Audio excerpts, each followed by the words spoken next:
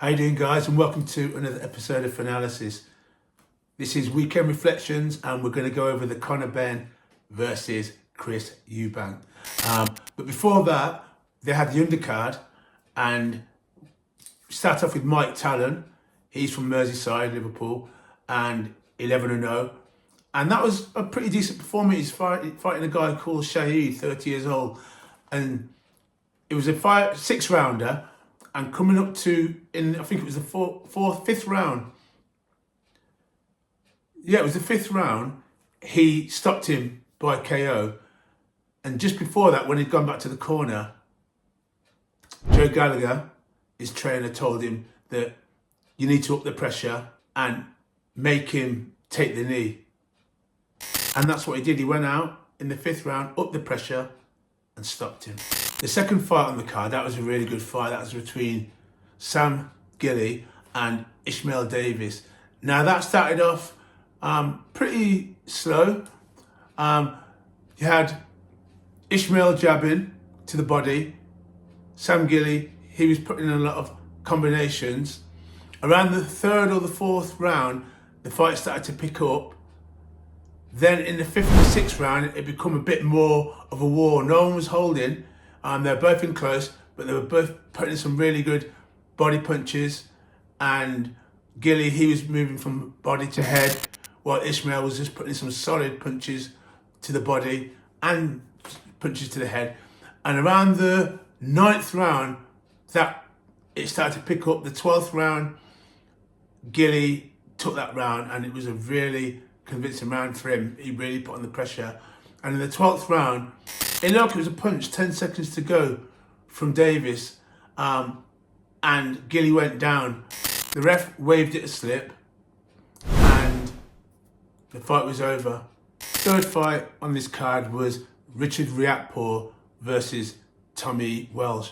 Now, this fight only lasted 2 rounds. Welsh went down 3 times, and on the third one, it was stopped. So that was Richard Riakporhe's second fight in the heavyweight division, and he won by knockout, big right hand.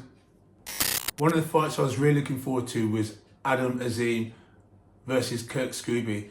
Adam Azim, he controlled that fight, fast hands, quick reflexes, and it was around round 11? No, round 12 I think it was.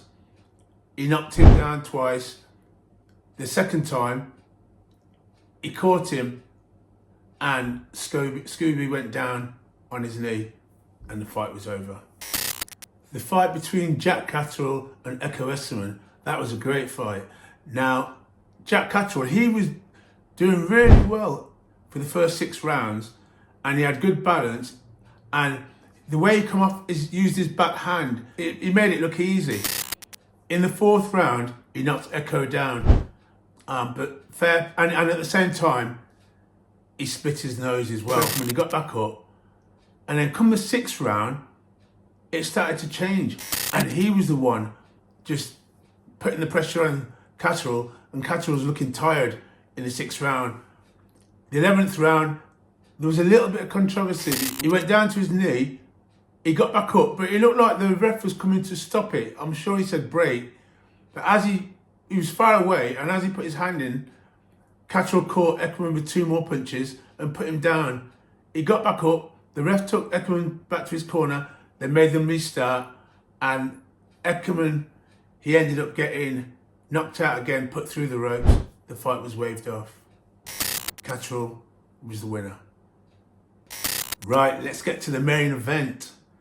Conor Benn versus Chris Embank Jr. Now, the intro, the ring walks, all that was just amazing. Now, I liked the touches that Conor Benn did with the drums. And that was like a tribute to when his dad came out with the Royal Fusilier drums in their fight. That was a good touch. And also, Eubank coming out 50 Cent. Good. Now, what surprised me is that when you read the internet or watch YouTube, I thought a lot of people would have been against Benn, but it was different. Like, he was fan favourite hours before the fight on DAZN poll, and that surprised me because I thought it would have been Eubank, but it just goes to show the internet is only a minority. I think the difference in this fight was preparation. Now, I think in this fight, Conor Benn, he came here with a game plan. Yes, Eubank hired Benn-Eubank, but I think their plan was to fight off the back foot, counter. They were counting on Conor Benn coming in wild. Now, I know in the last fight, a lot of people said that Conor Benn got schooled, although he rocked Eubank in the 3rd round and hurt him in the 9th. Well, this time, Conor Benn controlled the whole fight from rounds 1 to round 12. And in round 12, he put Eubank down. The only thing that stopped Eubank from getting knocked out is that he was saved by the bell. And that saved him from being knocked out. Like I said, I will give credit to Eubank as well, because I believe he's a warrior, but I just believe that he knew what was in front of him this time, and this time he didn't want to go. He didn't have the resources to dig deep down into that well, but fair play to him. At the end of the fight, he made no excuses, and he gave Conor Benn his flowers and credit, and I think that's what people should do in this fight. But still, you'll get a lot of people, a lot of fans, and it's mainly on the internet, because watching the fight, it just goes to show you the whole general public, the people that paid to come and watch the fights, they didn't think that way. Both fighters got a good reception. And what we've got to remember is as well, Eubank chose to come into this weight. He chose to come into the fight at this weight. Not only once did he choose that, he chose that twice. What can I say? He knew what he was getting into. He came into this fight. Well done, Conor Benn. But anyway, guys, that was it. That's my weekend reflection. I thought the whole card was actually quite good. I was surprised because I didn't expect there was going to be so many good fights on that card, but they were, and they were all good.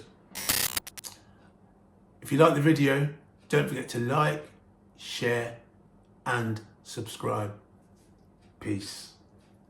I'm out of here.